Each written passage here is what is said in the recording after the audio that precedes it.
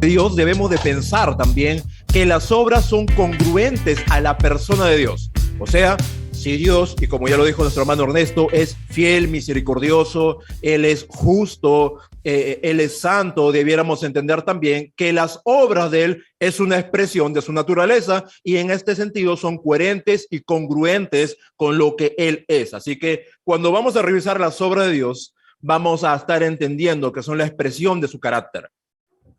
Así que vamos a ver algunas cosas importantes. Por ejemplo, el decreto de Dios, y vamos a pasar a definir qué significa el decreto de Dios, y ahí lo pueden ver en pantalla.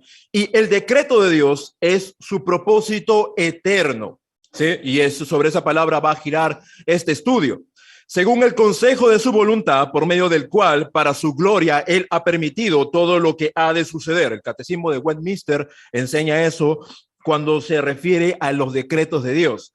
Y cuando pensamos en el decreto de Dios, tenemos que pensar en algo eterno, inconmovible, que Dios ha decretado o designado anticipadamente para entender que estas cosas son inalterables y se anticipa lo que va a suceder y son la expresión misma de su carácter, de su voluntad, lo que Él desea. Un teólogo por ahí llamado Berkhoff, Luis Berkhoff, dice lo siguiente en su comentario de Teología Sistemática: este ejercicio de la abolición inteligente de Dios no debe de confundirse con la realización de sus objetos en la creación, providencia y redención. El decreto para crear no es la creación misma, ni el decreto para justificarlo es la justificación misma. Se debe hacer una distinción entre el decreto y su ejecución. Bueno, él complementa lo que hemos dicho anteriormente, y cuando pensamos en el decreto de Dios, tenemos que entender que Dios tiene propósitos. Dios es un Dios de propósitos y sus propósitos son eternos. Por eso, al principio de esto dije que lo que Él hace es congruente con su naturaleza. Su palabra es eterna, sus propósitos son eternos, su misma existencia es eterna, así que debemos de esperar que lo que Él ha designado que suceda en la realización de todo el plan redentor va a ser eterno, al igual que Él es eterno. Cuando nos referimos a la abolición inteligente, significa, abolición también se refiere a la voluntad inteligente. Dios es un ser inteligente, sabio en gran manera, y Él tiene deseos, ¿no? Él tiene deseos, que es utilizado en la Escritura como su voluntad, y en su voluntad Él decide qué hacer. Pero algo que observa Berkhoff es que tenemos que hacer una separación entre lo que Él desea y los medios que Él consigue para poder lograrlos, ¿sí? Cuando hablamos del decreto de Dios, lo que primero que tenemos que entender es que es eterno, que es el deseo o la expresión de su voluntad, como ya lo he dicho, y que tiene una naturaleza, los decretos de Dios, y lo vamos a ver en la siguiente diapositiva. Sí, y ahí vamos a ir viendo algunos textos. Yo le voy a pedir que amablemente usted tenga sus dedos rápidos para poder ver varios textos y poder soportar estos argumentos, ¿no? Porque si no soportamos con la Biblia, no tiene sentido poder hablar. Primer punto, el decreto de Dios es único. ¿A qué se refiere con eso? Que en su plan de redentor, Él tiene un solo plan, no tiene varios planes. No es que Él tiene un plan A y si este no le sale, pues se usa el plan B, y si este no le sale, usa el plan C. No, Él solo tiene un plan redentor que Él lleva a cabo, ¿ya? Bueno, esta palabra no existe, pero me gusta y algún día quisiera que la RAE lo pudiera acuñar.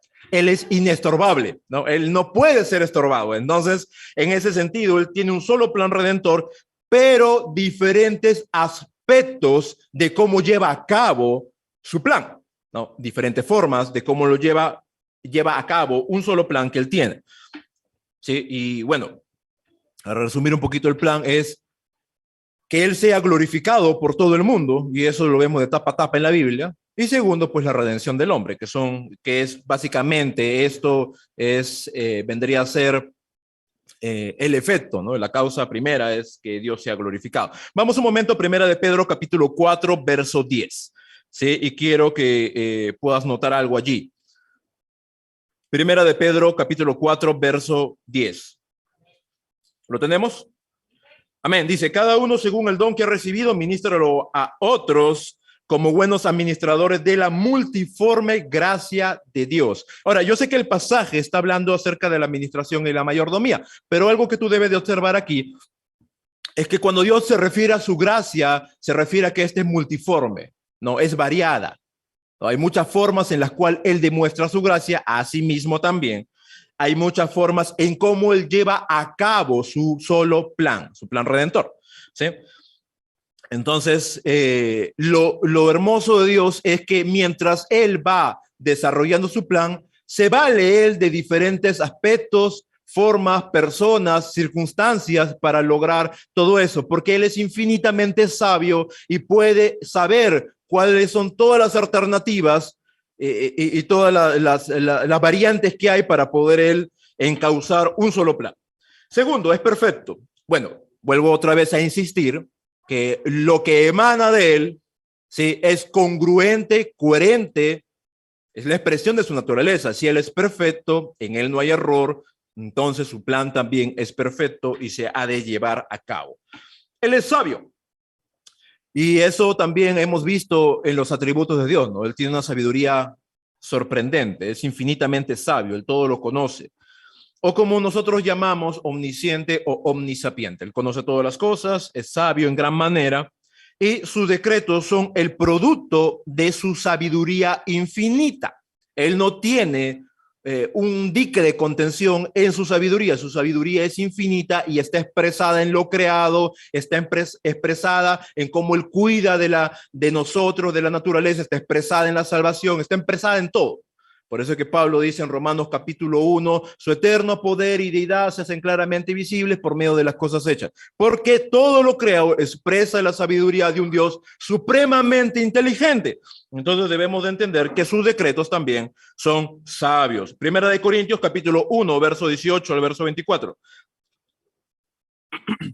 Vuelvo a repetir, Primera de Corintios capítulo 1, verso 18 al verso 24. Vamos a observar ese pasaje allí también.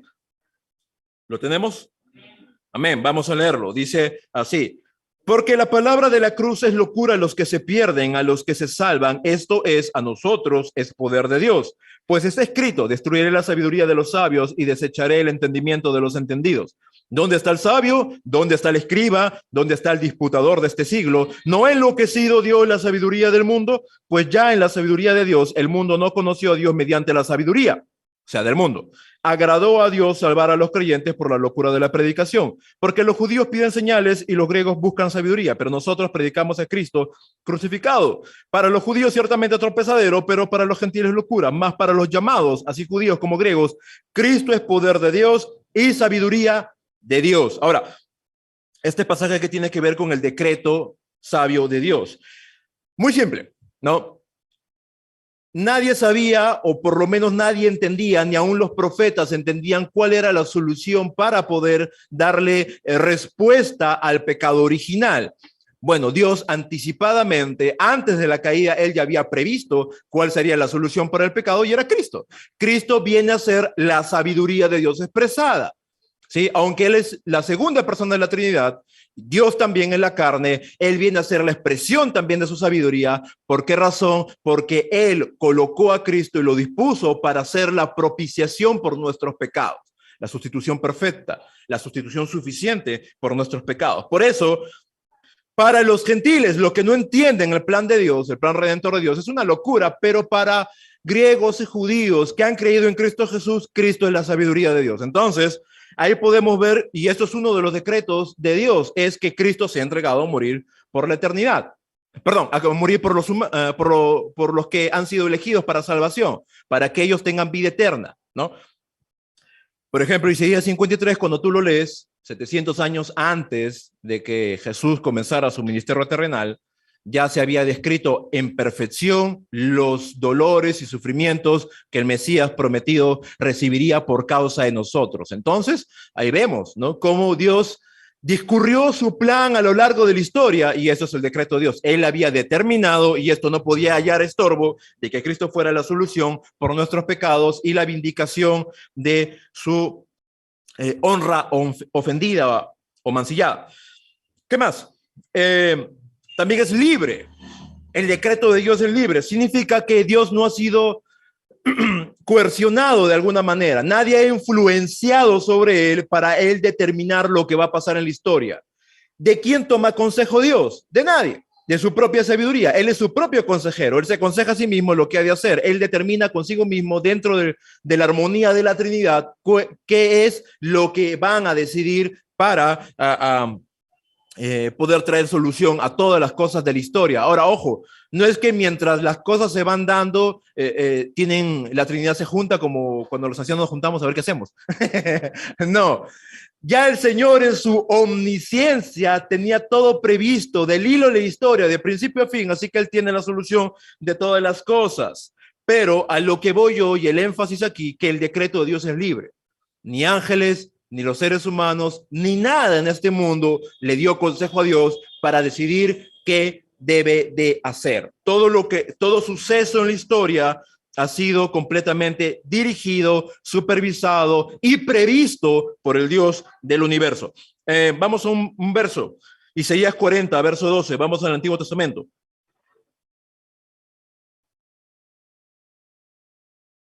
Isaías 40, vuelvo a repetir el texto si quiere tomar apunte de él. Isaías 40, verso 12, verso al 14. ¿Lo tenemos, amados hermanos?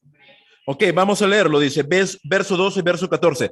¿Quién midió las aguas con el hueco de su mano y los cielos con su palmo? Con 3 dedos juntó el polvo de la tierra y pesó los montes con balanza y con pesas los collados. ¿Quién enseñó al Espíritu de Jehová o le ha aconsejado enseñándole? ¿A quién pidió consejo para ser avisado? ¿Quién le enseñó el camino del juicio o le enseñó ciencia o le mostró la senda de la prudencia? He aquí, las naciones le son como la gota de agua que cae del cubo y como menudo polvo en las balanzas le son estimadas.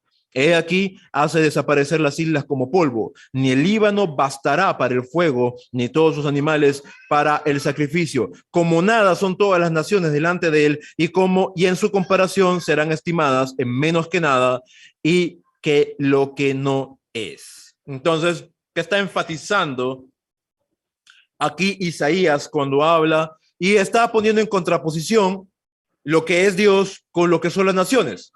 Los seres humanos, las gentes, los pueblos, nos impresionamos de los gobernantes, de las naciones, pero ante Dios, el cúmulo de seres humanos, las naciones, los reyes, los emperadores son simplemente nada.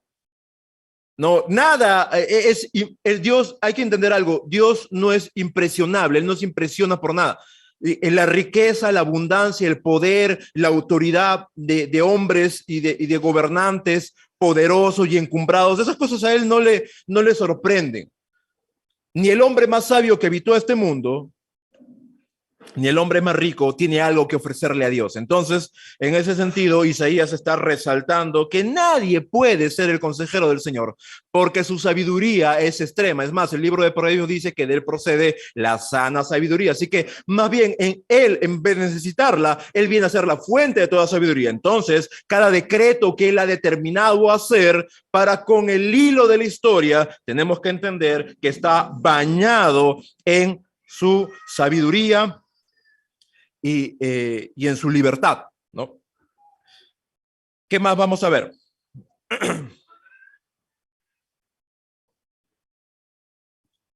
Otro atributo que se nota o se puede observar en los decretos es la libertad, ¿sí?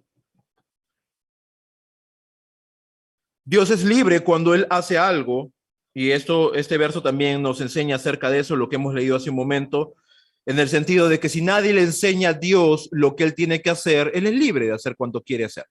Entonces Él no está coercionado, como vuelvo a decir otra vez, por nadie para poder hacer sus obras. Punto 5, es absolutamente incondicional. Significa que ninguna circunstancia en el mundo, ni la circunstancia presente, ni la ausencia de ello, va a poder estorbar lo que Dios se ha dictaminado hacer. Y eso habla de la grandeza de Dios. Quiero que usted, abro paréntesis, quiero que usted entienda que cuando estudiamos teología, el único fin de estudiar la teología es poder entender la grandeza de un Dios enorme. ¿Sí? Entonces, usted tiene que asombrarse cada vez que usted revise escritura por escritura para poder entender ¿Y cómo es tu Dios?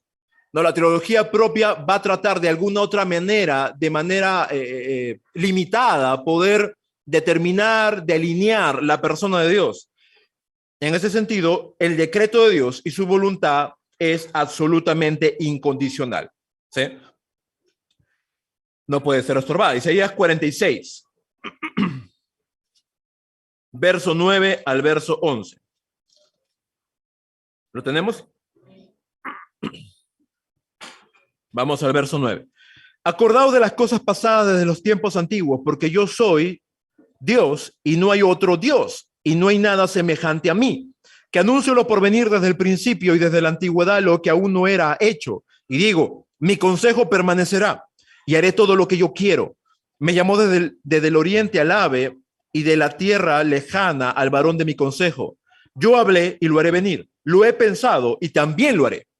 Entonces, algo que podemos ver en Dios es que no hay forma de que ni pudiéramos darle consejo a él, ni tampoco estorbar lo que él ha decidido hacer. No hay forma. Cuando él emite sus decretos a lo largo de la historia, se van revelando sus decretos, estas cosas no tienen estorbo alguno y van a terminar desarrollando el plan que él ideó desde la eternidad pasada, si queremos decirlo así.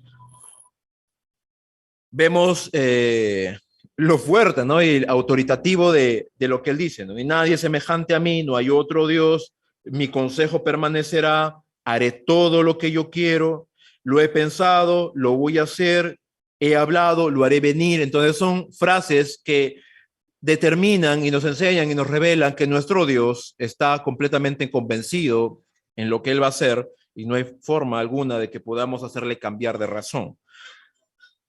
Hechos capítulo 2, versículo 23.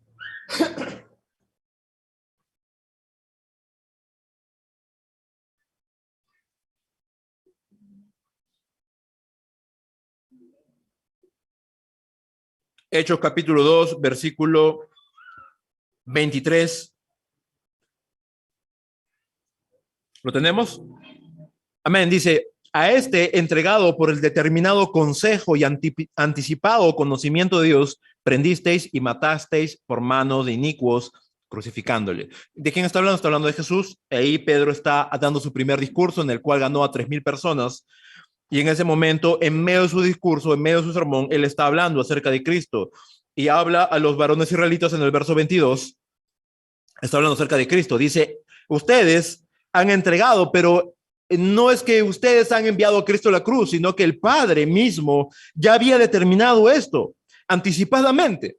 Dios había entendido que, o él había determinado, mejor dicho, que este vendría a ser la solución para el pecado del mundo, ¿no? La única vía de salvación es Cristo y él había determinado desde antes de los tiempos, antes de que siquiera el mundo fuera creado, que esto sucediera así, de esta manera.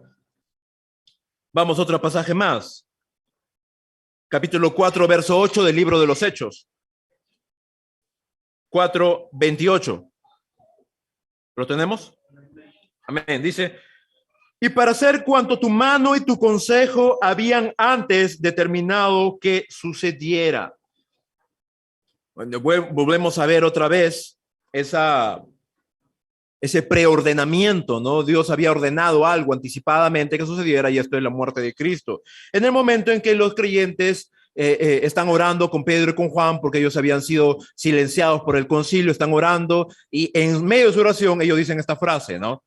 Porque ellos entienden, y es más, versos anteriores citan el Salmo capítulo 2, que es un salmo íntegramente mesiánico y lo acuñan ahí en su oración y después dicen esto, entendiendo o interpretando Salmo capítulo 2, entendiendo que así como ese rey milenial, que es Cristo obviamente, va a ser de alguna otra manera los reyes de la tierra van a oponer resistencia a él, en ese tiempo, en ese contexto también los hombres, el imperio romano y aún los judíos se ponían en oposición a Cristo, ¿no? Y a ellos, a la iglesia, en sus tiempos iniciales. Entonces, ellos recalcan eso, que Dios tiene el control, es soberano, Él tiene el control de eso y Él había determinado que estas cosas sucedieran.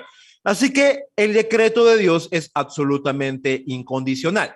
No importa lo que suceda, el decreto de Dios se va a llevar a cabo, porque Dios es imparable, tu Dios es imparable. ¿Sí?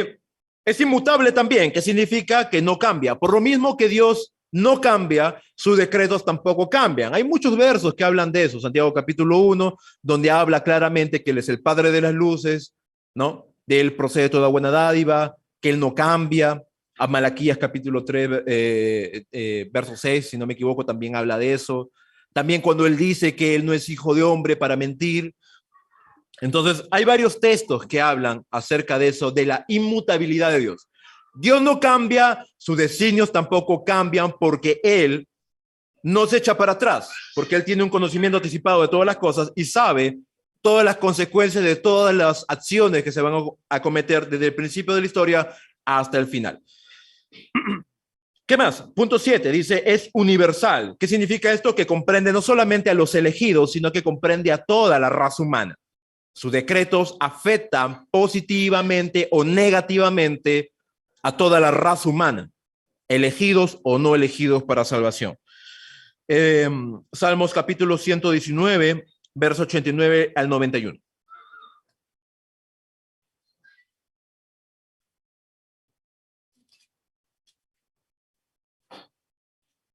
Salmo 119, versículo 89 al versículo 91.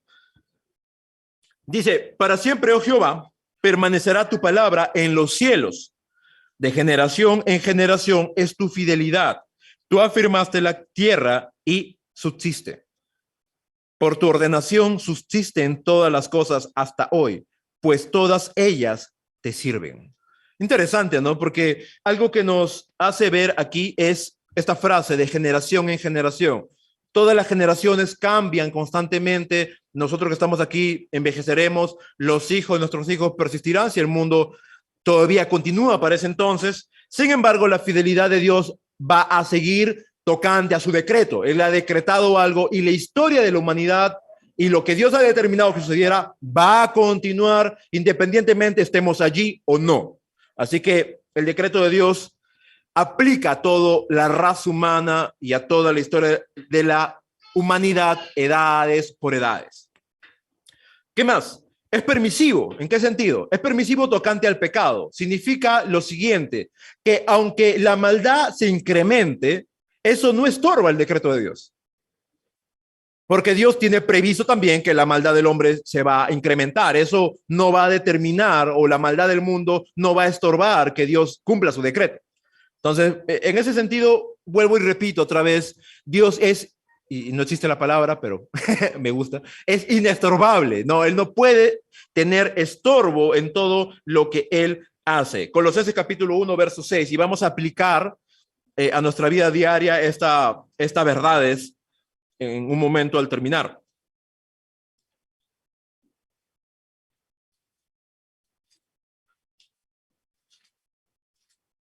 Filipenses, Colosenses, capítulo 1, verso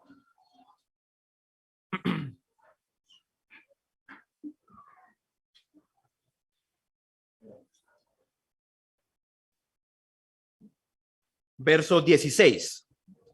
Dice así, porque en él fueron creadas todas las cosas, hablando de Cristo, las que hay en los cielos y en la tierra, visibles e invisibles, sean tronos, sean dominios, sean principados, sean potestades, y la frase final, la que engloba todo, fue creado por medio de él y para él. Entonces, y lo vamos a ver más adelante, si las cosas o el propósito de los decretos es darle gloria a Dios, es congruente que él lleve a cabo y finalice eficazmente todos sus decretos, porque su gloria está comprometida.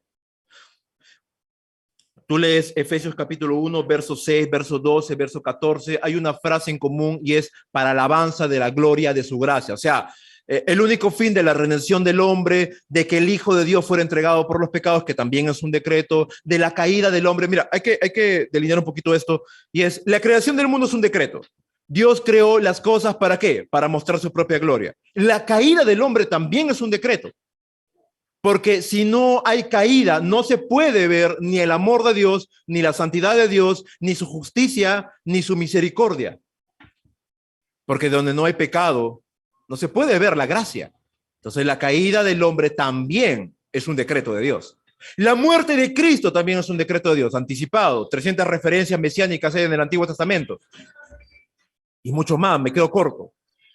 Entonces, también entendemos que la muerte de Cristo era un decreto. Las cosas últimas también son decretos de Dios. Tal cual la historia del fin de la humanidad se va a dar, así va a ser. Independientemente creamos o no creamos en eso. También es un decreto. Entonces, cada decreto que Dios determina, su fin último es la gloria de Dios. Aún cuando los elegidos son salvados y los reprobados son condenados al infierno, también la gloria de Dios se ve. Tú lees capítulo 15 de Apocalipsis, ya puedes leerlo en tu casa y te vas a dar cuenta que hay una alabanza cuando las copas se van echando. ¿Por qué razón? Porque justos y rectos son tus caminos, justos son tus juicios, dicen los ángeles cuando alaban al Señor. Entonces, aún cuando los reprobados son castigados por su estado de condenación, también eso da gloria a Dios. Es increíble, o sea, todos los decretos de Dios apuntan hacia algo, solamente la gloria del Señor.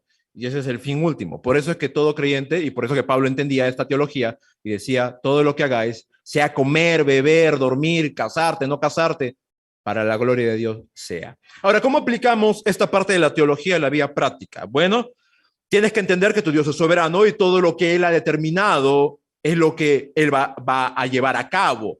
No importa si Castillo sabe o no sabe gobernar el Perú, no importa si el COVID saca más cepas y cepas de cepas, no importa si el mundo está patas arriba, no importa si la televisión basura cada vez aumenta. Dios es inestorbable, Dios no va a tener algún escombro, algún obstáculo para poder hacer lo que Él quiere hacer. Aún también, si nosotros pecamos, también. En nuestras falencias, como hemos escuchado en la prédica de la mañana, Dios se fortalece, se hace ver más fuerte en nuestra debilidad y aún todo lo que sucede apunta a la gloria de Dios. Entonces, ¿cómo tú aterrizas esta verdad teológica a tu propia vida? Tu Dios es soberano, tu Dios es imparable, tu Dios es inconmovible, tu Dios sabe lo que hace, tu Dios es sabio, tu Dios todo lo conoce, tu Dios tiene todo bajo control. La teología te tiene que, o nos tiene que llevar a ver un Dios sumamente engrandecido. Entonces, debe de entender esto. Esas son la naturaleza de los decretos. Uno de los decretos que sería bueno observar es la creación. Y vamos a pasar a la diapositiva. Y vamos a ver dos puntos nada más, porque podríamos hablar mucho más de esto, pero vamos a tratar de ver cosas importantes nada más. Y el primer punto a considerar es que la creación es un acto del Dios Trino y fue creado de la nada, o sea, de ex nihilo, ¿no? Cosas que observar es, por ejemplo, tú ves Génesis capítulo 1, verso 1, te vas a dar cuenta, verso 2, perdón, cuando Dios está hablando y Dios dijo, hágase la luz, está hablando ahí el Padre, el Espíritu se movía sobre las aguas. Tú ves Hebreos capítulo 1, verso 3, dice, el Hijo está sustentando todas las cosas con la palabra de su poder. Tú vas a Juan capítulo 1 y te vas a dar cuenta también que la Escritura enseña que el verbo de Dios es Dios también. La Trinidad está confabulada, si se puede decir así, y todos ideando o poniendo en ese momento lo creado, ¿no? Poniendo en marcha lo creado. Él es la causa primera, de la cual todas las cosas existen, ¿no? Todo lo que existe ahora son efectos de la causa primera, que es Dios que creó todas las cosas, y la Trinidad trabajando en ello. Por eso tú ves la pluralidad, hermano, por eso tú ves la pluralidad en hagamos al hombre a la imagen y semejanza. También ves en el capítulo 11 de Génesis, descendamos. Es por eso que el término Elohim, no, que hay una pluralidad, debería interpretarse como dioses, pero de pronto entendemos cuando se utiliza con otras palabras como Elohim, perdón, con otras palabras hebreas también forman la palabra Jehová. Hermano, ¿me iba a preguntar algo? Sí, dígame. Hasta donde yo puedo entender, o quizás todos mis hermanos, dice la creación es un acto de Dios trino. Hasta ahí yo me entiendo. Pero no sé si me puede explicar muy bien si fue creado de la nada. Claro, lo que está diciendo ahí el texto es que Dios creó las cosas sin una materia preexistente. Por ejemplo, cuando estaban sentados en unas sillas azules blancas, ¿no? ¿Qué se utilizó el que creó las sillas? Bueno, plástico, ¿no? Y se reutilizó seguramente, son sillas reutilizables, eso en algún momento se reciclará y se volverá y tomará otra forma, ¿no? Una botella, un abrigo, qué sé yo, ¿no? Entonces, pero cuando Dios creó las cosas, lo creó de la nada.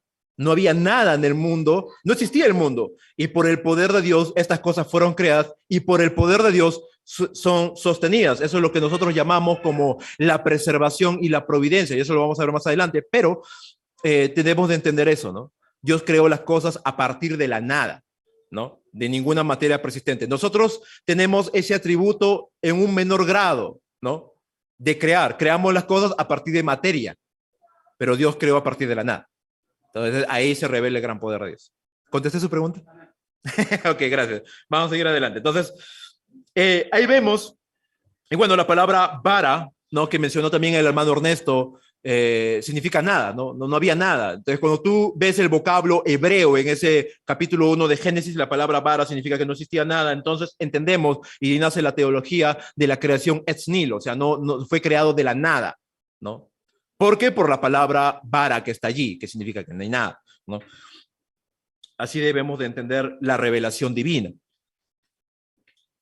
Punto número 2. ¿Cuáles son los objetos de la creación? Perdón, los objetivos de la creación. Y como lo había dicho hace un momento, los decretos de Dios y la creación está inmersa en ese decreto, es la gloria de Dios. ¿No? Vamos a algunos pasajes, como Isaías 53, puede tomar apunte de eso, lo puede ver en la proyección. Isaías 43. ¿Alguien preguntó por ahí algo? Me pareció que alguien me llamó. Isaías 43, verso 7. ¿Lo tenemos, amados hermanos? Miren lo que dice. Y hay vistazos como de la elección que vamos a ver más adelante, aquí en Isaías 43. Todos los llamados de mi nombre, para gloria mía los he creado, los formé y los hice. No está hablando Isaías por la inspiración divina y todos los llamados de mi nombre. Y cuando hablamos del llamamiento es bastante intenso, ¿no? Pero no vamos a tocar ese tema porque ya viene, es parte de la soteriología. Pero algo interesante aquí es la finalidad con la cual fueron creados, dice. Para gloria mía, dice. Entonces, todo lo creado ha sido para gloria o es para gloria del Señor. Otro pasaje más, Isaías 60, verso 21.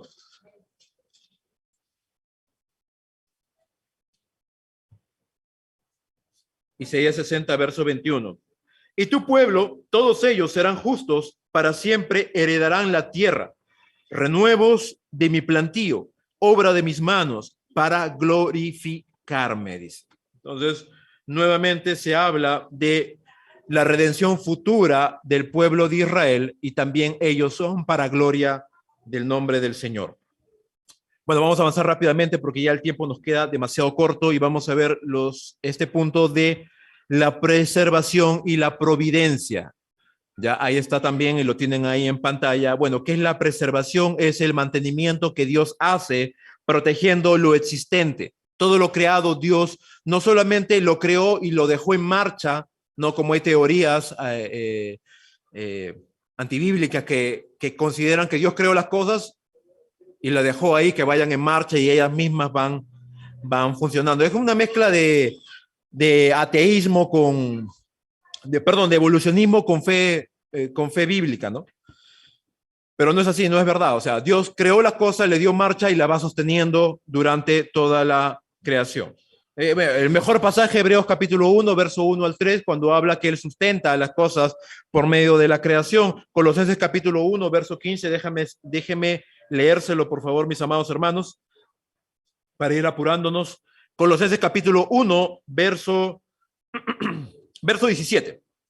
Dice, y en Él estaban todas las cosas y todas las cosas en Él subsisten. Entonces, todo lo creado permanece, se renueva, aún las leyes naturales valga la redundancia, de la naturaleza, se van, por ejemplo, el ciclo del agua, ¿no? Todo el tiempo ese constante ciclo se va dando por la subsistencia de Dios. Dios sostiene eso y se va dando, ¿no? De esa manera. Por ejemplo, cuando usted va a Génesis capítulo 2, va a ver algo del ciclo del agua, ¿no? Dice que era un cúmulo de vapor que se iba sosteniendo por eso antes que lloviera, porque después del diluvio es cuando recién, o en el diluvio es cuando recién llueve, Génesis capítulo 7. Entonces, ahí encontramos algo de eso, ¿no? Dios preservando lo creado. La providencia tiene que ver con el gobierno de Dios en todas las cosas en el universo. La preservación es como Dios sostiene las cosas y la providencia es como Él las gobierna, ¿ya? Son dos conceptos completamente diferentes, pero que van de la mano. Así que la providencia de Dios afirma que Dios está en control absoluto de todas las cosas. En ese sentido, Dios está ejerciendo uno de sus atributos muy conocidos y es la soberanía de Dios. Dios, en su señorío, Él gobierna todas las cosas de una manera inteligente y las va sosteniendo para que ninguna de ellas se vaya degradando, ¿no? Si se degrada es por causa del pecado, no la entropía, pero Dios va sosteniendo todas las cosas por su enorme poder. Bueno, ahí están los textos bíblicos, si quieren leerlos los pueden apuntar rápidamente porque ya tenemos que acercarnos a la parte final. Pero hay algo que entender de esto, que es importante hacer hincapié. Esta doctrina se opone directamente a la idea de que el universo es gobernado por la casualidad, ¿ya? Todo lo gobernado no es producto de la casualidad, es producto de que Dios está sosteniéndolo. Así que también debemos entender algo que nace, una duda que nace es, si Dios es soberano, entonces los seres humanos no tenemos libertad de acción. Es una pregunta que siempre nace en nuestras mentes, ¿no? Bueno, si Dios controla todo lo creado de forma milimetrada, entonces los seres humanos no tenemos control de acción, no tenemos libre albedrío. Claro que sí, tenemos libre albedrío, pero Dios sabe lo que vamos a hacer y Él utiliza las causas secundarias, es lo que llamamos en teología, para poder valerse para cumplir sus propósitos, ¿no? Por ejemplo, las leyes de naturaleza y las decisiones que cada uno de nosotros tomamos de manera individual, Dios la conoce de anticipado y se vale de esas cosas para sus fines eternos. Es bastante profundo y tú, ¿no? Pero es maravilloso porque, bueno, Dios sabe todo lo que piensas, todo lo que vas a hacer y todo lo que vas a decidir, aún las buenas decisiones y sus consecuencias y aún las malas decisiones y sus consecuencias. Y aún Él utiliza eso, tanto tus victorias como tus pecados, para cumplir sus propósitos últimos, ¿no? Y el fin de Él es darle la gloria a sí mismo. Entonces, ahí también vemos la providencia, ¿no? Dios gobernando nuestras vidas, pero dentro de eso tenemos libertad de acción, decidimos. Usted se puso su camisa, su corbata, su vestido, y Dios no escuchó una voz del cielo que le dijo, ponte la blusa azul, ¿no? Ni nadie le dijo, ponte esa corbata que te queda bonita. No, usted simplemente decidió. Hay libertad de acción, hay libre albedrío, pero Dios sabía que se iba a poner la corbata azul y la blusa rosa, ¿no? Entonces, Dios sabe por qué hace las cosas. El último punto y el final, y nos vamos acercando al final, mis amados hermanos, y es la predestinación, ¿sí? Hay dos cosas importantes que ver aquí, que si bien es cierto, cuando hablamos de esto pensamos un poco más en soteriología, un poquito también en cristología. Vamos a verlo acá en teología propia. ¿Por qué? Porque si vemos, el Hijo hace expiación, pero quien ordena anticipadamente para la salvación es el Padre. Entonces, cuando hablamos de predestinación tenemos que entender sobre la elección, que la elección es aquel favor de Dios que por su gracia y en su libertad, Él decide salvar a quienes Él quiere. No sobre la base de algún mérito humano, sino por su soberanía, su amor, su misericordia, etcétera, etcétera. Viendo de la masa de la humanidad pecadora a algunos de aquellos en los cuales mostrar su gracia y en unos que Dios no ha obrado activamente, simplemente lo deja en su estado de condenación. Vamos a pensar un poquito en eso, en el estado de condenación del ser humano. Juan capítulo 3, verso 19, si no me equivoco. Perdón, verso 18. Juan 3, 18.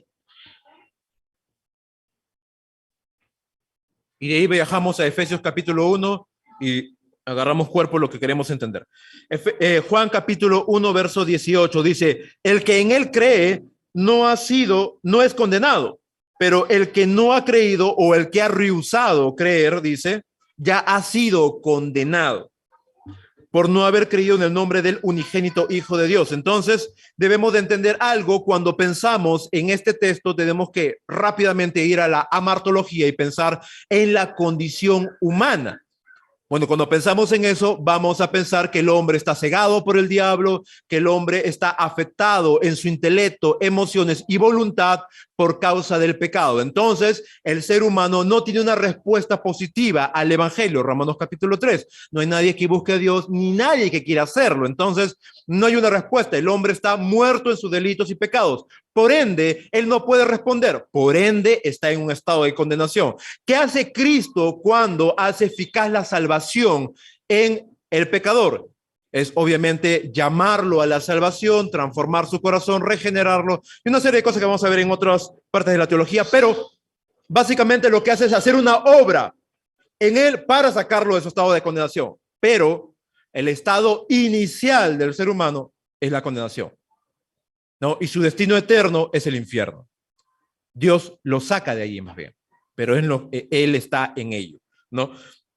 Entonces, cuando Dios elige, no elige sobre un mérito humano, porque el hombre no quiere acercarse a Dios, ni puede. Entonces, ¿qué es lo que tiene que hacer Dios? Escoger por su misericordia, por su gracia, por su amor, por su favor. Efesios capítulo 1, verso 4. ¿Lo tenemos? Ya, vamos a leerlo allí, vamos culminando ya. Efesios 1, verso 4 al 5 dice, según nos escogió en él antes de la fundación del mundo para que fuésemos santos y sin mancha delante de él. Bueno, está hablando de la santificación ya. En amor, habiéndonos predestinado para ser adoptados hijos suyos por medio de Jesucristo, según el puro afecto de su voluntad. No, y usted va a notar aquí muy claramente en este pasaje que él nos escoge antes de tan siquiera tener criterio para poder decidir por hacer lo malo o lo bueno. Ya por eso Romanos capítulo 9, cuando habla de Jacob y Esaú, dice, para que la elección de Dios se diera, dice, ellos no siquiera habían decidido ser malo o bueno.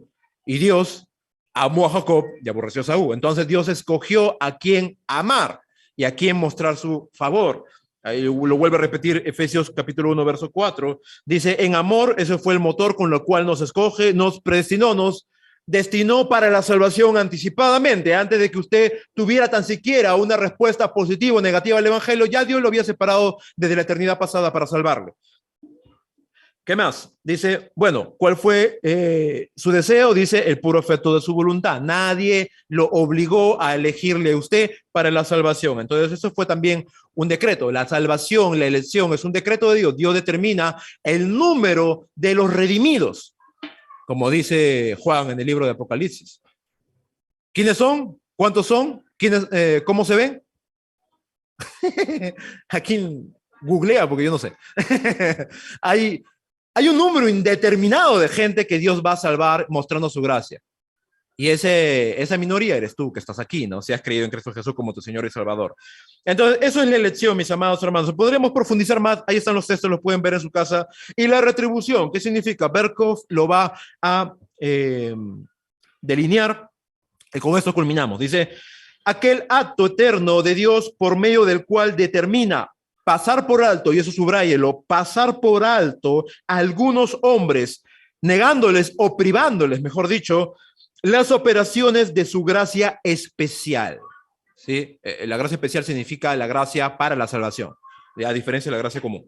Y castigarlos por causa de su estado de condenación, ¿no? Porque ya están en un estado de condenación, para la manifestación de su gracia divina. Entonces, ¿qué hace Dios con los que elige y con los que no? A los que elige, Dios los toma para hacerlos muestra de su gracia.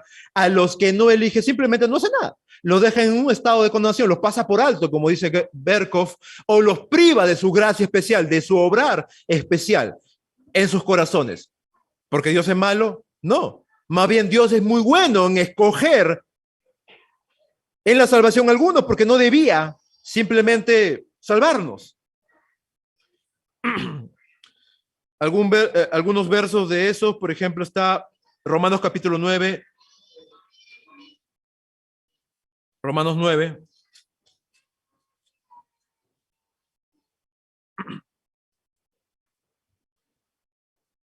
Versículo, versículo desde el versículo 15, vamos a leerlo. Dice, pues a Moisés dice, tendré misericordia del que yo tenga misericordia y me compadeceré del que yo quiera compadecerme. Así que no depende del que quiere ni del que corre, sino, subrayalo ahí, de Dios que tiene misericordia, y le agrego el énfasis, para salvar. Porque la escritura dice, a Faraón, para esto mismo te he levantado, para mostrar en ti mi poder y para que mi nombre sea anunciado por toda la tierra. De manera que de quien quiere, él tiene misericordia, hablando de Dios, y el que quiere endurecer, endurece. O sea, él no obra eficazmente en su vida, simplemente lo pasa por alto. Versículo 19, pero me dirás, ¿por qué pues inculpa? ¿Por qué quién ha resistido a su voluntad? Más antes, oh hombre, ¿quién eres tú? Dice, para que alterques con Dios, porque Pablo ni siquiera tenía la respuesta. Dice, dirá el vaso al barro que lo formó, ¿por qué me has hecho así? O no tiene potestad el alfarero sobre el barro para hacer de la misma masa un vaso para honra y otro para deshonra. Y que si Dios, queriendo mostrar su ira y hacer notorio su poder, soportó con mucha paciencia los vasos de ira preparados para destrucción y para hacer notorio las riquezas de su gloria, y los mostró para con los vasos de misericordia que él preparó de antemano para gloria. Entonces, cuando habla en el último verso que hemos leído, Dios ha anticipado la salvación de algunos, sí, de muchos diría yo, y él yo lo pensó. Simplemente los que no han obrado eficazmente, simplemente los pasa por alto y en ellos se muestra su justicia, en nosotros los creyentes su salvación. Ahora, eso no significa que no debemos evangelizar, eso no significa que no debemos hacer misiones, eso no significa que, bueno, si viene el hermano y no viene, bueno, será ordenado para salvación o para ordenación. No, la idea es que tú no sabes, tú no eres Dios, yo tampoco sé quién es, y Dios salva a quien Él quiere salvar. Lo que trata de decir Pablo aquí es levantar en alto y hacer un máximo énfasis en que la salvación es producto de Dios y Él hace como Él quiere, y es un decreto de Él que no va a ser estorbado, y en Él, en todo decreto, Él muestra su justicia, su amor, su misericordia. ¿Cómo aterrizamos eso? Bueno, como lo he dicho hace un momento, Dios es soberano. Dios decide. Dios es el que gobierna nuestra vida, las naciones, aún el mundo incrédulo. ¿Sí? Dios gobierna. Satanás será el rey del sistema de este mundo, pero el rey supremo es nuestro Dios. Y aún Satanás tiene limitaciones en su actuar, si es que Dios le reprime de algún acto malévolo que él quiera hacer. Entonces, el Dios de Satanás es Dios de los ejércitos, ¿no? El Señor. Él aún tiene que sujetarse a lo que Dios determina. Así que, bueno, la teología propia nos debe de hacer entender que nuestro Dios, nuestro Dios es supremamente grande, que Él tiene control de las cosas y Él es soberano en gran manera. Así que, amado hermano, los problemas que podamos tener, las dificultades, la coyuntura política, económica, cualquier cosa que pueda venir en nuestras vidas, no es más grande que nuestro Dios, no es más poderoso que nuestro Dios y no escapa de las manos de nuestro Dios. Así es como debes ver la teología propia. Amén. Bueno, vamos a orar, inclinar nuestros rostros para orar, dándole gracias a Dios por este tiempo. Amado Dios, gracias por este tiempo, mi amado Señor, gracias por tu palabra revelada en nuestras vidas, gracias por enseñarnos. Nuevamente te pedimos perdón porque no le hacemos justicia a todo lo que debemos de aprender acerca de ti, Dios mío, pero tú estás delante de nosotros y sé que nos darás comprensión en algunas cosas. Gracias, mi amado Señor, por este tiempo precioso. Gracias por todas las palabras, Señor, que entendemos, y por todo lo que tú presentas delante de nosotros. Gracias, mi amado Dios, por este tiempo, en el nombre de Jesús. Amén y amén.